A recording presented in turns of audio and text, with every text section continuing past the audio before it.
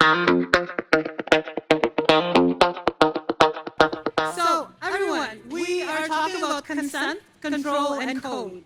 So, the way we shape these decentralized technologies, everything is code, code is law, but there are balances to have between the regular consent and Web3 consent. So that's sort of like the topic for today.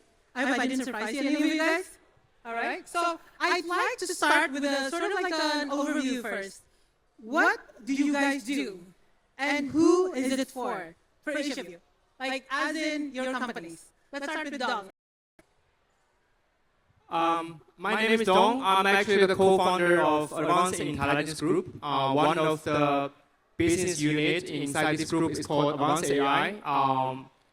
So basically, Advance.ai is offering a compliance stack, which includes KYC, KYB, and AML money laundering, anti-money laundering kind of products. So we started serving crypto industry since last year. That's why I'm here today. I try to know more friends from the industry. Yeah. I've seen you a lot in Indonesia. Like, you have several Indonesian clients, right? Yeah, so we started the whole business from Indonesia. Lots of interesting products that we built up, including some lending products, credit bureau as well. But now we are more global instead of just focusing on Indonesia. Yeah. All right. So Adrian, can you explain about Sure. Happy to. My name is Adrian. I work at Tools for Humanity. We've been working on the World project for several years now to establish the need and then also the capability to have proof of human and proof of personhood so that when you're online, we can differentiate between AI and people. And part of the World project is, of course, the World Token, which is one of the most widely held cryptocurrencies in the world right now. Wow. So the orb, right? The orb. So people are familiar with the orb. I did not bring an orb with me. There are lots of them in Indonesia. I was here in February when we first launched in Indonesia. We have a bunch of places around the world. Yep. Awesome. Andrey, your turn. My name is Andrey. I am co-founder and CTO of HAQQ Network, which is Sharia compliant layer 1, PPM compatible, and we're building for Muslims who are not yet onboarded on crypto at all. Hence, they are not crypto native, and the user experience of onboarding and using crypto is very important for us. That's why I'm interested in participation in this panel. Yeah. So basically, how we get more Muslims to use crypto as well, right? Yes, exactly. Right. Okay. So the second question is like, if you like just so everyone knows, like, some might be already sort of familiar with your applications, but not all of them. Second question, also an easy one. What would users see when they use your applications? For you, it would be an application of your partner, obviously. But like, everyone else, what would users see? What is the user experience like? Is it easy? Is it super hard? You need a PhD? Go ahead. Starting with Dom. Yeah. Yes, so we do have a lot of partners, as you mentioned. They have the app, right, facing millions of users. And I actually one of them. When I open my crypto account, for example, from Coinbase, I basically have to read through all these terms and conditions. Obviously, cannot understand everything, so I just blindly kind of click, and that's it. Okay. So when you do that, is it like exactly the same? Like, what is it exactly that you do in terms of like the technology perspective to make it that convenient? Yeah, I would say for me, right? I mean, I already know what exactly the terms and conditions are about.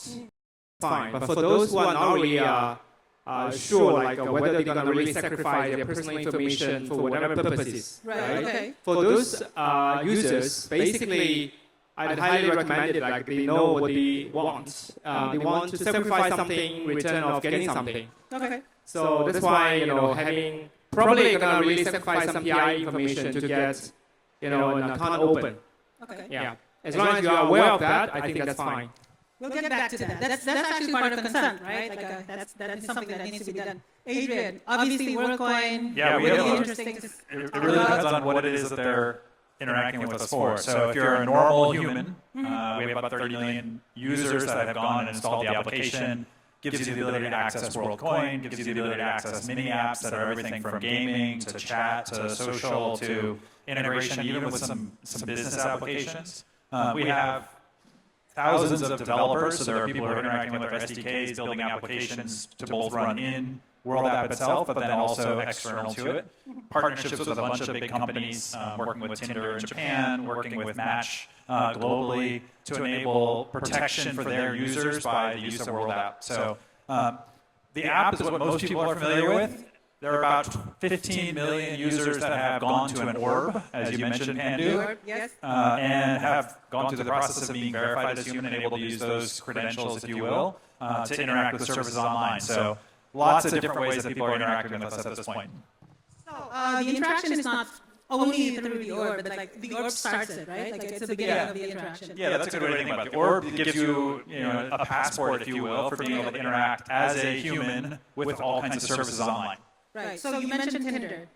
Absolutely. So in terms of like interaction with Tinder, does that mean like you sacrifice your personal data through the orb, or No, is so it selective? yeah, we're very careful about privacy and have designed everything to be self-custodial. The specific implementation that's being done with Tinder is to be able to verify that a particular user is over age 18 Okay. and able to access the services, because there are some countries that limit access to those services. Unfortunately, the traditional model for determining that you're over 18 is to ask for your identity. The entire identity. Which is not something they want to provide. And so we use zero-knowledge proofs to confirm that a person does have, in this case, a Japanese MNC is the name of their documentation in Japan, and are therefore able to access those services, but don't need to reveal any other identifying information about the person.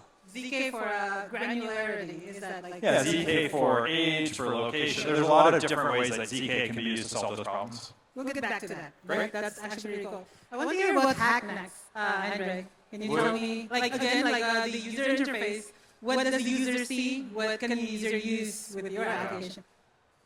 We build solutions for governments, such as Sharia-compliant certification solutions, for companies, solutions to structure financial deals with blockchain assistance, and most importantly for the users, who, as I already mentioned, are not yet onboarded on crypto, and I'm not ready to learn these complicated concepts of mnemonic cryptography and self-custody.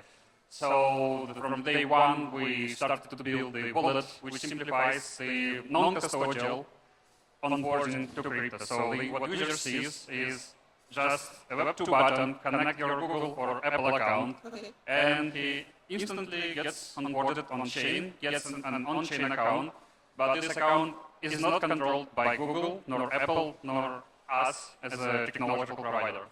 So that's our focus, to simplify onboarding. And then, as a second priority, the usage, which is simpler part. So how do you do that technically? Well, we do it with some modern cryptographic concepts. We split user key into three parts. One part is being stored on user device, such as mobile phone. Another part is being stored in an encrypted way in Google Cloud or iCloud. Another part is being controlled by both Google or Apple account and our decentralized infrastructure. So these three parts, they can be assembled into the single private key, but you don't need to have all three parts to assemble it. You just need to have two of three. That's wonderful. But like, wouldn't that mean like Google and Apple can sort of like work together and steal my key? What? Sorry? Wouldn't that mean that Google and Apple together can steal my key? No. It's either Google or Apple for their account, so they cannot. Yeah. So it's in the mathematical rules. No, there is no single or even two entities who can decide that, okay, we're going to control this user's account. It's not possible. And probably Google and Apple doesn't want to do that either. All right. Okay, so I have a question, and this might be a bit far out of left field, but I guess you must be aware. Privacy also means the right of self-deletion. So when I spoke about this topic like 5 years ago, it was slightly more difficult for a blockchain application to do that. So I'd like to know, like from your perspective, what has your application done for allowing users to delete their data from the app? Because that's actually part of the regulations in a lot of countries. Starting with Dong. From my perspective, because the business that we are running are really not on the blockchain itself. It's actually on the traditional, what we call the, centralized databases, right? Sure. And that's actually pretty easy to implement this self-deletion API. So as long as we have, customers who actually request us to have the API ready, we just build that for the customer. And the customer will invoke the API whenever they need it. So to us, it's not really a big issue. Well, the T app, a month ago, the T app is also on centralized infrastructure. Yeah. And they said they deleted all ID, but they did not. I was just hoping, how do you make sure that, how does the user make sure that it's not deleted? Well, I mean, of course, we are okay to let our customers audit, right? Okay. Let's, on maybe a yearly basis, they can basically look into the logs, everything, to verify if we really deleted the data or not. Yeah. Okay, since your customers is B2B, so Yes. they can access this Exactly. as an Yeah. audit. Yeah. Good answer. Thank you, Doug. You, Adrian. What It's do you think? relatively straightforward, actually. Okay. The wallet is self-custodial. The Okay. keys are held by the user. There is a backup capability. That backup is through Google or Apple's infrastructure and is part of their account. So the user, if they want to delete, all they have to do is delete. Now, there is some information that they may share. For example, they may provide their phone number and things like that. And if they want to request that to be deleted, then they can certainly do that as well. So Okay. it's all pretty straightforward. All right. Can you still perform traffic analysis on a user, for example? So there's a lot of different ways to look at that. When it comes to interacting with third-party applications, we don't have any visibility into those interactions because it's a blockchain-based credential. So the user generates proofs by interacting with blockchain and then providing it to the relying party. So neither World nor TFH have visibility into that.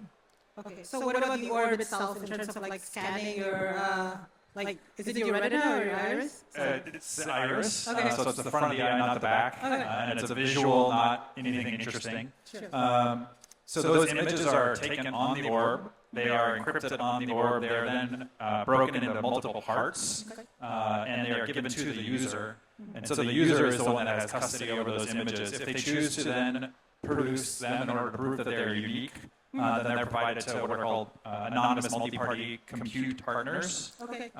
each of which has the ability to access one share in an encrypted fashion in order to be able to do a comparison. But even that, neither World nor TFH has access to that. So you shard it. Basically, it's sharded into these multiple compute partners? Yeah, the cryptographers get annoyed when I say sharded. It's technically shared, It's shared. but yeah.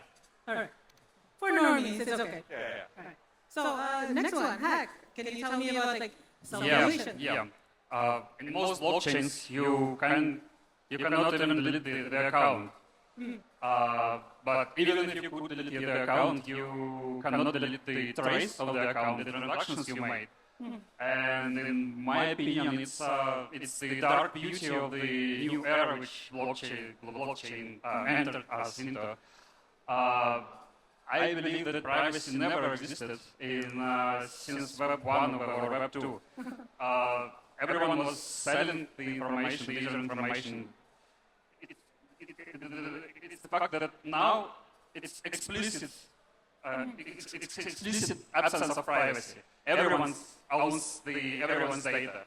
And before, it was just big companies or government who owned user data. And now everyone owns it. Everyone knows that your data is public, and you just learn to live a public life. And by many reports, Gen Z don't actually care about privacy. So we're just entering a new era. Everything's I'll get back to you. We're at the 10-minute mark, well, 10:30. So I want to actually just ask questions for each of you. So first of all, to Advance, I'm actually curious about how AI is actually going to disrupt this. If it's proof of likeness, for example, with all the AI tools available right now, you can already do that, right? Have you done tests or studies related to that regarding being attacked by an AI using hacker? Yeah, actually we saw these kind of fraudsters, using Gen AI tools to fake their identity card, fake their face and even voice. And they use this kind of fake information to register account, for banks and for crypto exchange as well. So we saw those kind of attacks on a daily basis. And that's why we are actually using so-called Gen AI as well, to defend, all these so-called Gen AI created fraud. So that's something that that we are doing. Yeah.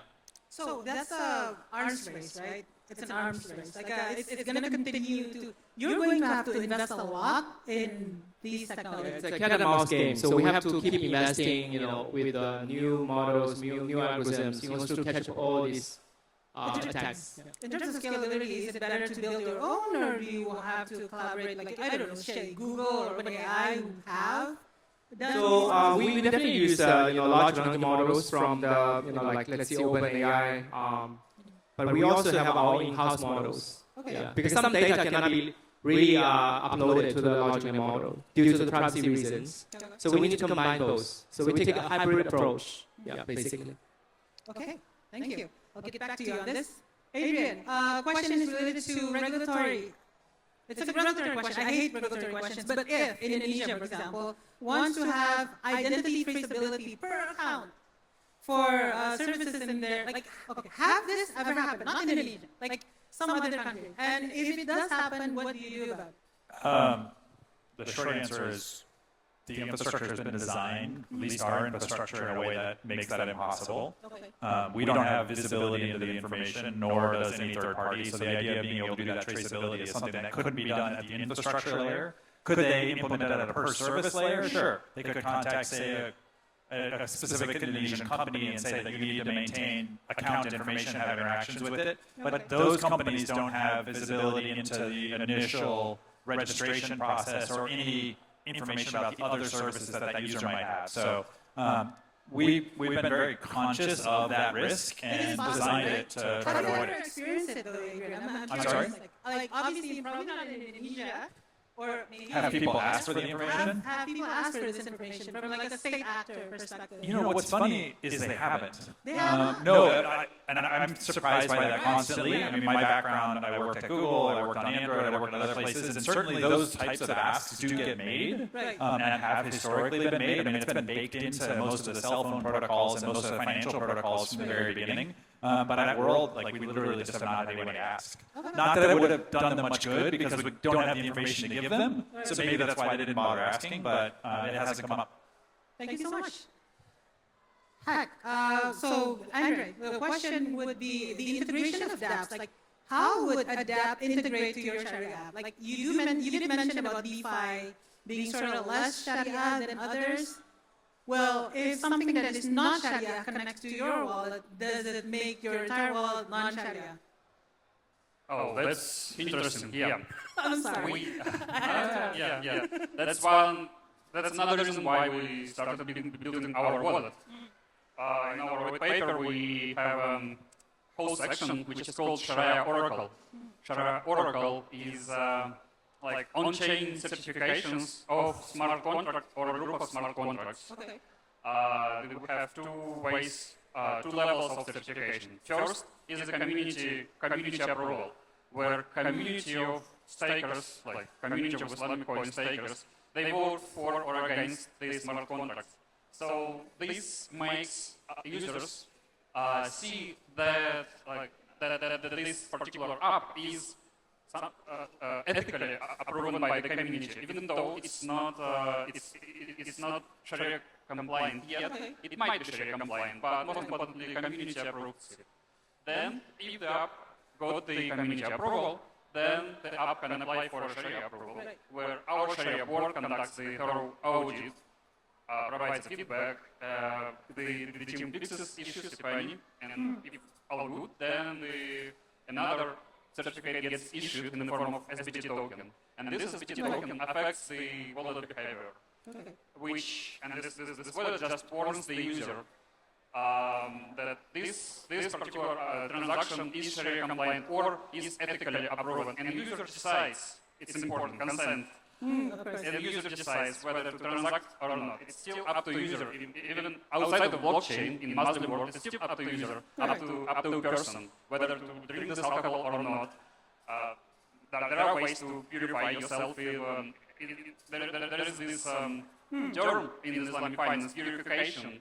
You put your assets, your stocks, where you invested in, and the purificator, it shows you how much of your assets are non-Sharia compliant and shows you how much have you paid to charity to purify your assets. That's So really it's all about constant and balance between. I'm guessing everything needs to be balanced through like a Sharia expert on board as well, right? Yeah.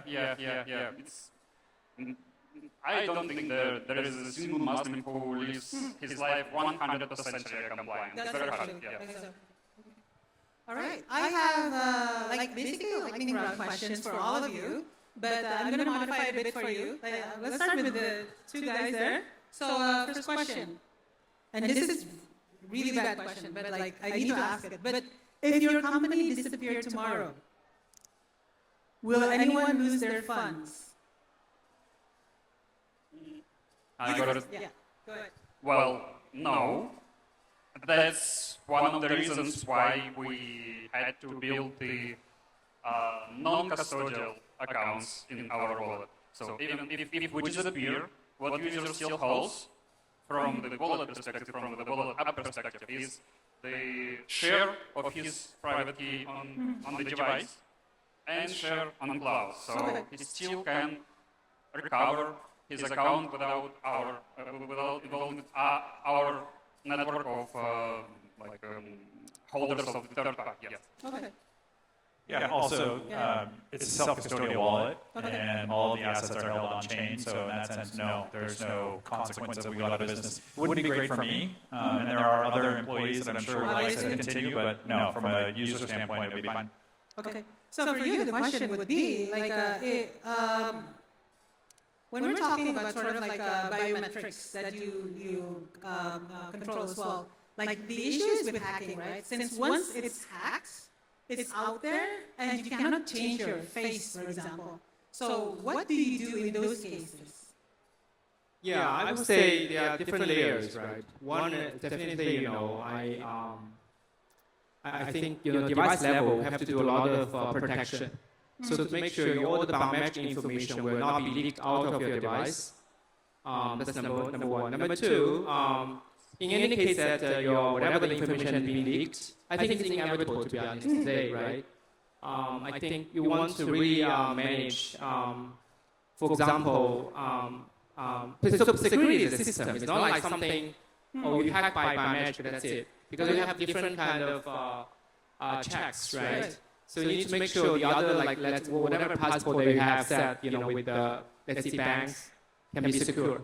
So even if someone attack using, whatever your biometric information, you still have other ways to protect that. All right. You each have paddles. Please take out your paddles. Just have the question, like, this is agree or not agree, and you can explain it. Okay? Selling users' data is never correct. Is that an agree or disagree? Right. So, do you want to explain your position? If user consents to it, then it's fine. If user cannot pay, especially in countries such as Indonesia, user wants to access the service but that doesn't have money, he can consent to selling his own data. But only if it's explicit consent. Okay, this is probably very, very clear, but in the age of like the post-singularity, like AGI, artificial superintelligence, will your company be more or less relevant? Well, more is agree. Company will be more. Like so. Blue is agree. Yeah, blue is yes. Okay. Can you guys explain each of you? Of course, right? Because we can use the most latest models to do good things, right? Super related. But the hackers would be able to. Of course. So that's why we need to be faster. Okay. You? So the origin story for our whole project was thinking about that problem and realizing that the arms race of AI model against AI model is not one that the humans will win. And so being able to differentiate AI from humans and do so in a powerful way, and that's really where it all began for us, and that's where the org came from. Are you suggesting babies should be orged? A little bit older than that. Right now the service is available for over age 18 for a variety of reasons, consent in different countries and things like that. Okay. And I think that's the point at which right now we think it's appropriate. Go ahead. Well, I have AI resource division for 12 months already, which research how to build Muslim-friendly AI solutions. For example, ChatGPT, which is safe for Muslims to use without having the bias from the AI, because it just bluntly gets learned on internet data. Right. Yeah. And Careful though. if you ask them, to say some opinion on some surah from Quran, it can just quote some random user from internet. It's very important. It's very important to not just provide correct answer, but keep in mind that any model you build can still provide a wrong answer. So you need to also quote, like to provide the sources. Where did you get the answer? So that's one of the things where AI can help. And another later. That's okay. All right, everyone. Just a question to the community. Am I still allowed to get like audience questions or no? All right. Okay. All right. So everyone, consent code is important. Code is law, but at the same time, there's a balance that needs to be struck in terms of actually user experience, user understanding of the service, and the ability for companies to make us more sovereign. I salute you guys working in sovereignty in each of your companies. Thank you so much. And I'll give this back to EMC. Sir, thank you. Thank you.